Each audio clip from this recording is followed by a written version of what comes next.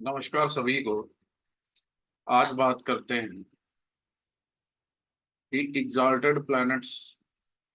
आप लोगों ने सुना होगा कि कुछ लोग बोलते हैं कि एग्जॉल्टेड प्लैनेट्स जो हैं हॉरोस्कोप के लिए ज्यादा अच्छे नहीं होते। डिबिलेटेड प्लैनेट्स अच्छे होने चाहिए। डिबिलेटेड प्लैनेट्स ज्यादा अच्छा इफेक्ट देते हैं। तो ये ना जेनरिक वन लाइनर स्टेटमेंट जो है स्टेटमेंट्स हैं लोगों को कंफ्यूज करने के लिए, तर्कहीन है, विदाउट लॉजिक।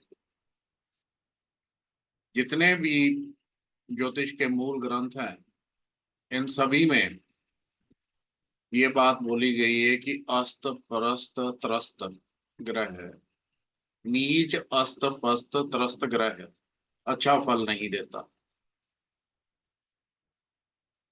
तो अब नीच ग्रह जो है वो अच्छा फल किन स्थितियों में दे सकता है, या उच्च का ग्रह जो है, उच्च का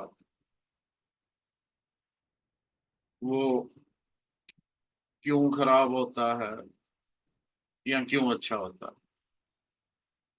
इसके लिए हम बात करते हैं सबसे पहले बृहस्पति की। बृहस्पति जब एग्जाल्ट करता है या उच्च का होता है तो वो अपनी मूल त्रिकोण राशि से एडवर्स प्लेसमेंट में चला जाता है।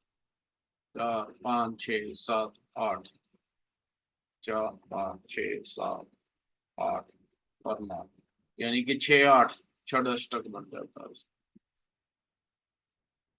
तो ऐसी स्थिति में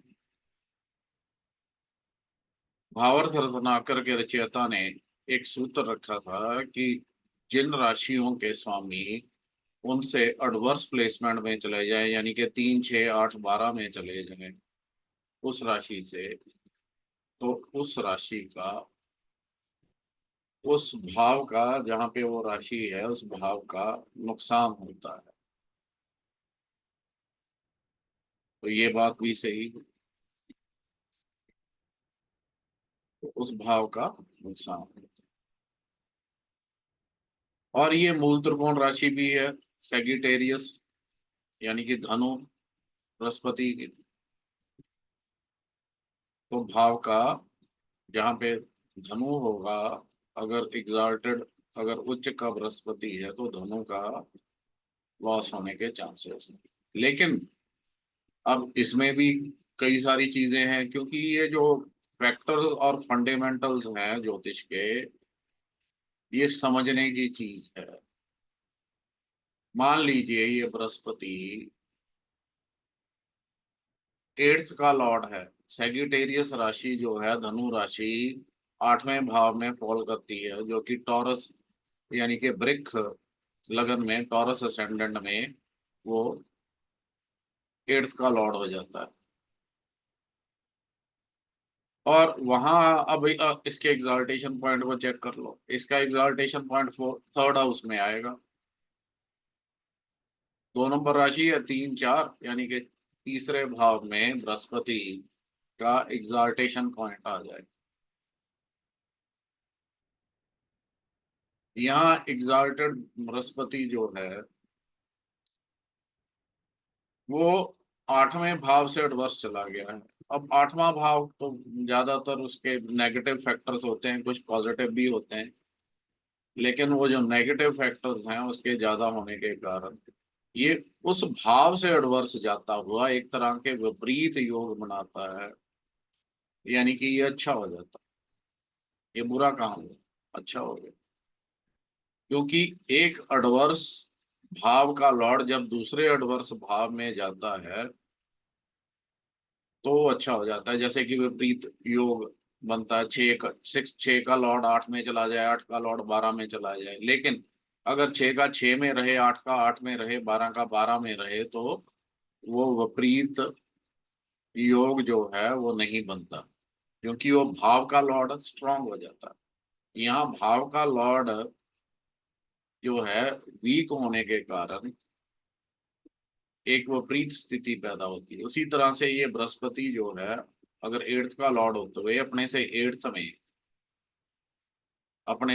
में यानी कि थर्ड में चला जाएगा, तो एट्थ का फल जो है वो नहीं दे पाएगा।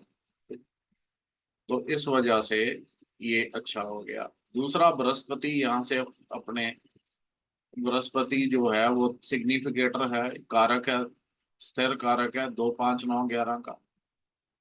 अब वो वहां से 9 और 11 को देखेगा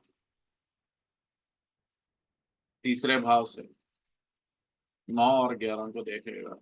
और इसी बृहस्पति की जो है सप्तम हाउस, सेवंथ पे, सेवंथ, नाइन्थ और 11th, इन तीनों पे दृष्टि पड़ेगी।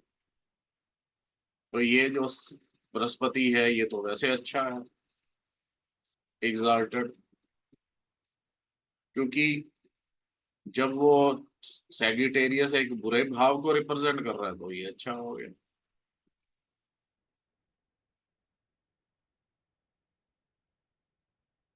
तो इन चीजों का जो है ये हमेशा कई सारे फैक्टर्स को कंसिडर करना होता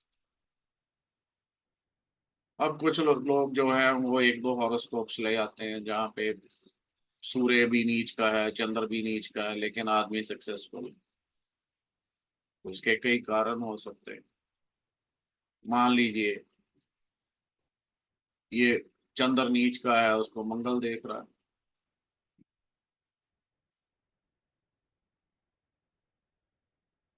भाव को भी बल मिला, रिलेशनशिप भी बन गई, संबंध भी बन गया।